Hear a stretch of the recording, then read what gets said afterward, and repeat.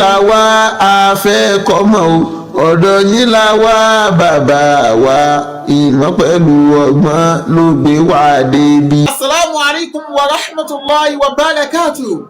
Mo kí gbogbo ẹ̀yin ọmọ ìyá wa nínú ẹ̀sìn Islam ẹ tún káàbọ̀ sórí ètò Làhdọ́tún Yẹn. Àsìkò ráńpẹ́ pẹ̀lú àwọn bàbá wa, a moment with our bàbá wa tá a tún gbà lálejò tá a tún máa fi hàn ara wa lọ́sẹ̀ tòní yìí. Ibi a ti fi hàn wa dé tẹ́lẹ̀ á tẹ̀síwájú bẹ̀ lónìí lágbára Ọlọ́run. Àwọn náà ní bàbá wa Fadilatu Doctor dókítà àgbà. Tá a bá ń pè èèyàn ní dókítà, àwọn tí èèyàn rí lára dókítà ẹ̀rí bá àti ń rí bọ̀ lọ́dọ̀ bàbá wa alhamdulillah. Lára àwọn orin tọ́lọ̀ ń ṣe fún alẹ́ Yorùbá wọn náà ní bàbá wa Fadilatu Doctor Abdulkabir Adelani. Ọ̀dọ̀ wọn mo wà lónìí náà ibì kan ni ó tọ̀ kó tó débi gíga. Pọ́jẹ̀tì tí bàbá wa kọ náà ni pé kí ni ìfi-nǹkan dógò fọ́lọ́n bí wọ́n ṣe ń ṣe ní bí wọ́n ṣe ọ̀pẹ́ẹ̀tì ẹ̀ bí wọ́n ṣe ń ṣe ní orílẹ̀-èdè Malaysia báwo lèèyàn ṣe lè Nàìjíríà. Bàbá wọn tẹ̀síwájú bẹ̀ lónìí síwájú bàbá wa bá ń sálámù sáwọn.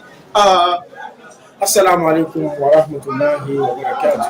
Wa alaikum salam wa rahmatullahi wa barakatuh. Orúkọ mi ni Dr. Abdulkabir Adelani. Alhamdulillah. Bàbá wa ẹ ti ń bá wa sọ̀rọ̀ láti jẹjọ ẹ̀kàn bá wa brief lórí ní topic ní jẹjọ. Lónìí ohun mi kẹ́ ẹ bá wa yànnà náà kí làwọn nǹkan tí project ṣe ìfihàn pé èmi náà gba dókítà yìí àwọn nǹkan tó kó sínú kí làwọn nǹkan tó kó nù gan. Tá a bá wò ó gẹ́gẹ́ bí mo ti sọ ní ọ̀sẹ̀ tó lọ nípa pé tọ́pìkì pọ́jẹ́tì mi òun náà ni àlùmọ́kù àlùnákìdí wàstẹ̀fúnmáwò fi Malaysia khutatun muqtaraha bitadbiqihi fi Nigeria. Òun náà ni implementation of cash work and investment of cash work in Malaysia. So káwá gbé wá sí Nàìjíríà pé bẹ́ẹ̀ tí ń ṣe Malaysia yẹ o káwá náà wá gbé wá sí Nàìjíríà. So tọ́pìkì báńsù yẹn nìyẹn. Ṣùgbọ́n tí ẹ bá wà ní ibi tí èèyàn ti fẹ́ kọ báńsù ó fẹ́ kọ project lórí ìtọ́jẹmọ́ ọ̀rọ̀ dọ̀tọ́rà èèyàn jẹ́ tó lórí èèyàn rò pé kí ló sún mi débẹ̀ gan kí ló sún mi débi pé ohun tí mo fẹ́ kọ ni èèyàn kàn ní máa ṣe fàlàfàlà ní sọ pé mo kàn fẹ́ kọ báńsù ó nídìí pàtàkì. Ohun tó mú mi tí mo fẹ́ kọ báńsù yìí ni wípé ìgbà tí mo ní mo ṣe PhD tí mo ṣe master degree mi lọ́wọ́ scholarship méjì ni mo ní.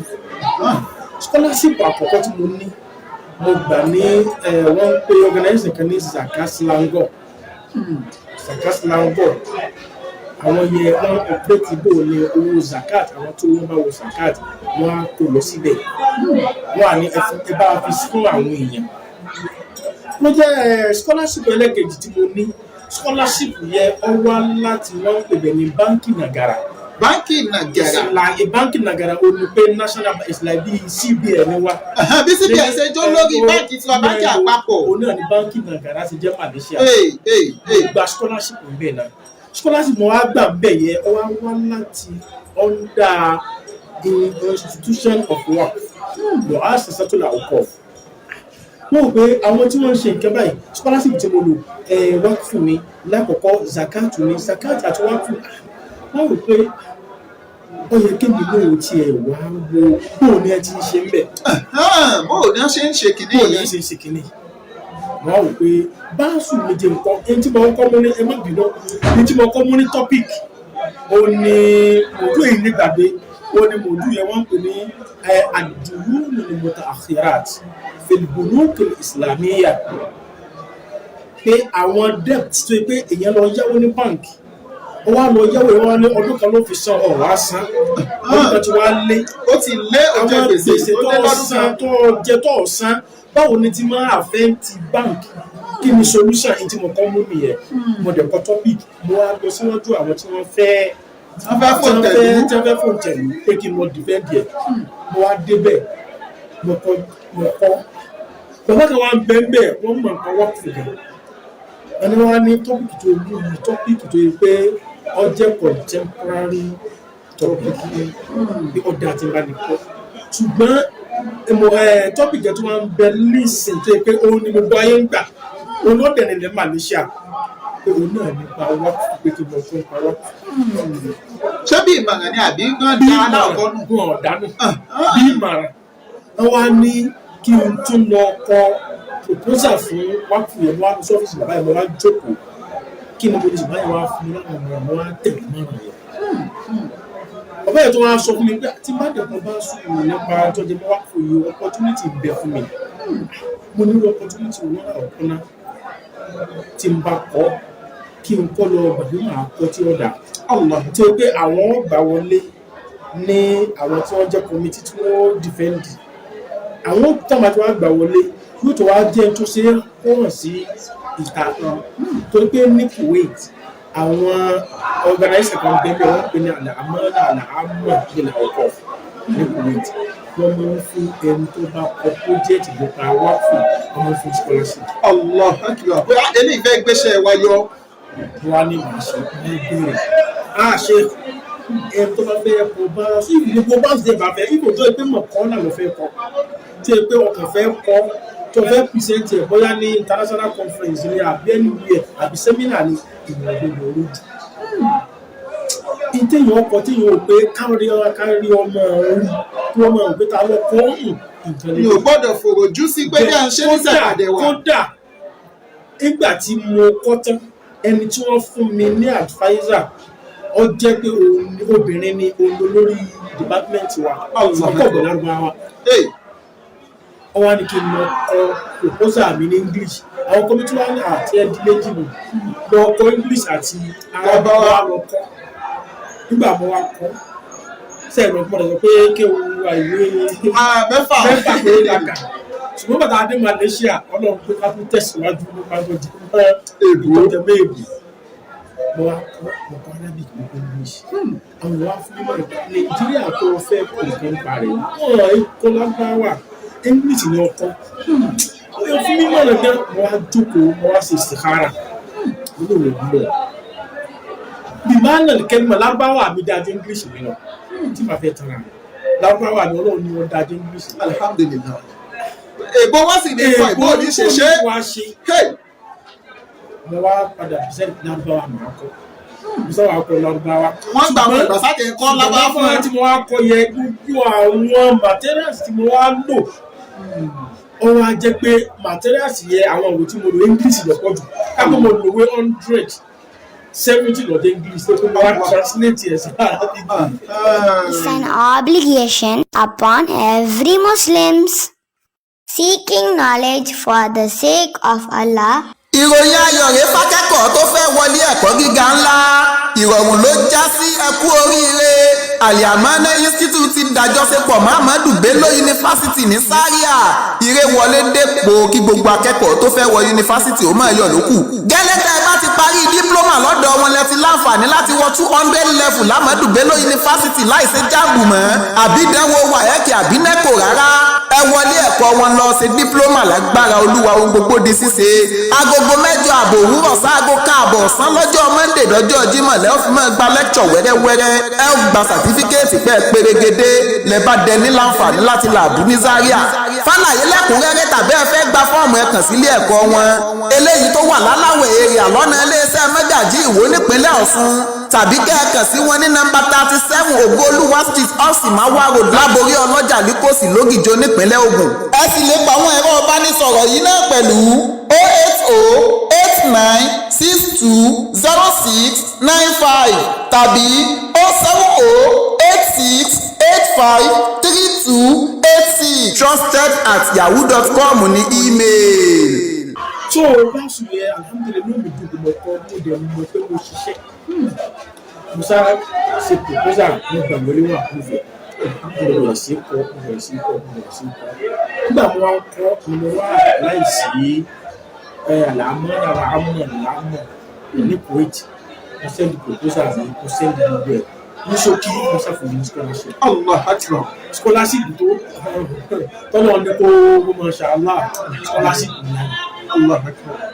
owó yẹ kó bá sùn yẹ kó sàkárí kó bá sùn yẹ tán mo kò dáná rẹ̀ mo sọ ní kìí sí department mo ṣàpadà sí fiver yẹn ó ní pé mo máa kọ́ṣà mo defend ẹ̀ ní 2013.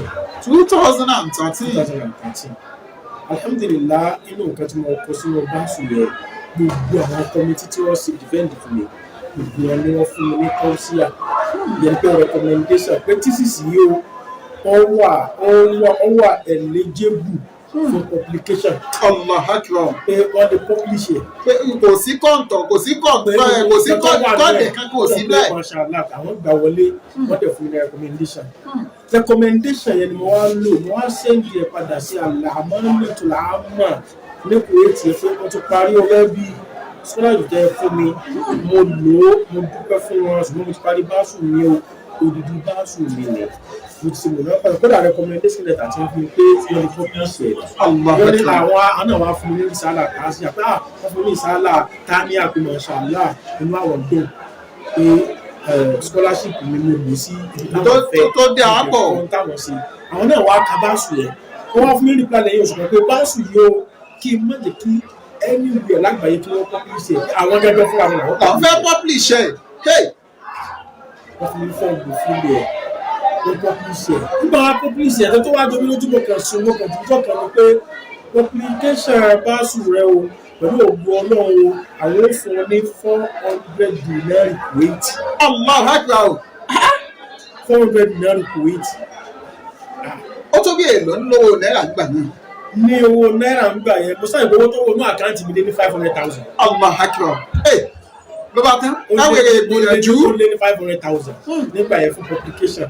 Ṣùgbọ́n mi nǹkan tí mo kọ sínú bọ́ọ̀sì rẹ̀ ní ṣókí èmi bẹ́ẹ̀ pé mo sọ nípa cash work pé tá a bá ń pé kí ni ń jẹ́ wákùú gàgà àlùwákùú lédè Lárúbáwá tá a bá fẹ́ tú palẹ̀ àwọn àáfàá gbogbo àwọn àáfàá àwọn ulama al-madahib al-fiqhiyya làwọn gbogbo àwọn àáfàá ńlá wa mẹ́rẹ̀ẹ̀rin yẹn ìpanupọ̀ náà ní pé tí ń jẹ́ cash work ó ní kí ni tàbí sọ̀lá asli wàǹtìfọ́rú bẹ̀rẹ̀ wọ́n fún mi pé mo fi kíní ìkalẹ̀ tó jẹ́ kápítà mo fi dókò dídòkò tí mo wá fi dókò yẹn ó wá jẹ́ wípé àǹfààní tí nǹkan yọ ọ́ máa ṣe ohun tí bá mú jáde ńlá àmọ́ fi ṣe àǹfààní fáwọn aláìní fáwọn tí wọ́n bá gbọ́ ìdí ẹ̀ ohun tí ń jẹ́ wá fún mi wákìí náà wọ́n tó tu nínú hadith Ànábì àwọn sàlàsílà tó gbọ́ fún wọn pé ìdààmú tàbí àdá ìkútọ̀ àánú àmúlò ilá nìkan. Ẹ̀rí pé táàní kọ̀ọ̀kan dáko náà ni pé sọ́dákọ́ tó ń jàríyà wákìí ní sọ́dákọ́ tó ń jàríyà. Ṣùgbọ́n àwọn àfa àwọn òpé ṣé kí ni ìyàtọ̀ tí ń bẹ láàrin àlùwọ́kì wà sọ́dákọ́ tó ń jàríyà? Wọ́n wá wọ̀ pé kúlù waqf wọ́n wá gbé pé ìjí ń jẹ́ sọ́dákọ́tù járíà laysa kúlù sọ́dákọ́tù járíà waqf wà kúlù waqfun sọ́dákọ́tù járíà.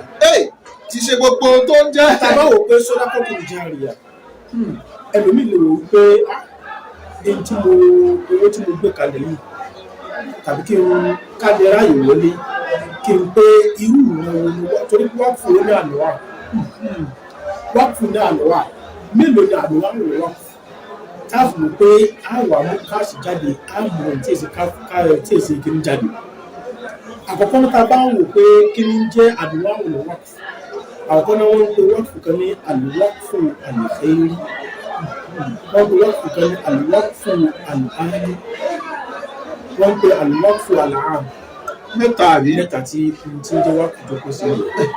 Kí ni jẹ́ wákùú àlàáàmù ni pé ẹnìkan ní ìsọ̀ olóyún wọ́n wò pé mo ní ilé kan níbi báyìí ilé tí mo ní yìí o mo wá gbé mo kó dọ́kúmẹ́ǹtì ẹ̀ mo kó lọ sí tó bá jẹ mọ́ organization of work.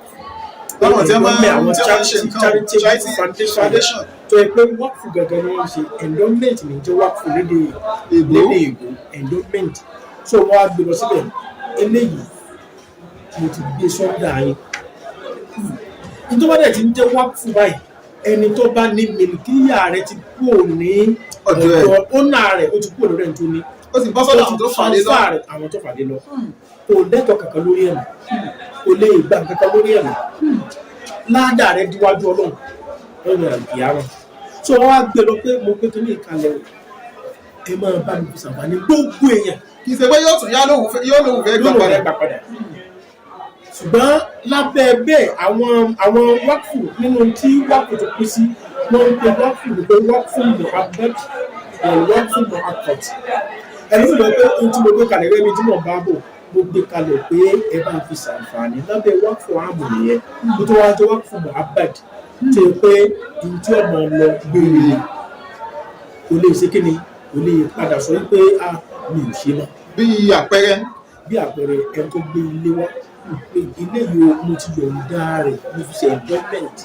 ẹ máa fáwọn tí ò nílé. ẹ máa bá ń fi fún owó yá ẹ fi rẹ́ǹtì lóye tẹ́ ẹ bá ń rí gbà bẹ́ẹ̀ ẹni tó bá wù ní ẹ fi ṣe láti tó ọ̀nà ọlọ́run wọ́n fọ àmù nìyẹn. ṣùgbọ́n work for house òní kò sọ wípé mo gbé ilé ìkalẹ̀ ẹ máa fi rẹ́ǹtì ṣùgbọ́n àǹfààní tẹ́ bá rí bẹ́ẹ̀ kí tí mo fẹ́ kẹ́ ẹ máa fi ṣe ni pé ẹ máa bá ń tọ́jú àwọn opó. ó sì sọ àdáyanrí àwọn tó fẹ́ kẹ́ ẹ fún. ẹ̀tọ́ organisation of work kò gbọ́dọ̀ lówó yẹn síbòmí. kò gbọ́dọ̀ ó pé bí pélé ẹ̀já fún.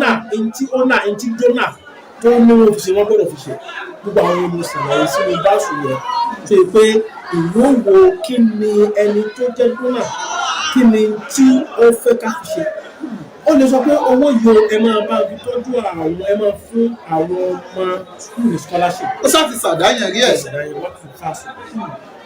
ṣùgbọ́n wọ́n fún àlàálí ọ̀nà ń pè ní family work tó jẹ́ pé bàbá kò tí ì kú ṣùgbọ́n ní property tó pọ̀ wọ́n á ti kọ́ lè pé tí n bá kú nínú dúkìá mi kí wọ́n mọ̀ pé mo fi lẹ̀ fún work fún endowment fún àwọn ta ní fáwọn family yìí. Ṣebí family rẹ̀ níyàwó rẹ̀ yóò jogún rẹ̀. Bẹ́ẹ̀ni. Family rẹ̀ lọ́mọ rẹ̀ yóò jogún rẹ̀. Family rẹ̀ ní àbúrò rẹ̀ ẹgbẹ́ rẹ̀ kankan àwọn míì tí ò tiẹ̀ ní jogún rẹ̀. Ṣẹ̀yà àgbà wà láyè láti ṣe bẹ́ẹ̀. Ṣẹ̀yà àgbà wà láyè láti ṣe bẹ́ẹ̀. Ìwà fún ẹ má wulẹ̀ pín ẹ sáà máa owó tó bá jáde bẹ́ẹ̀ ẹ máa ná.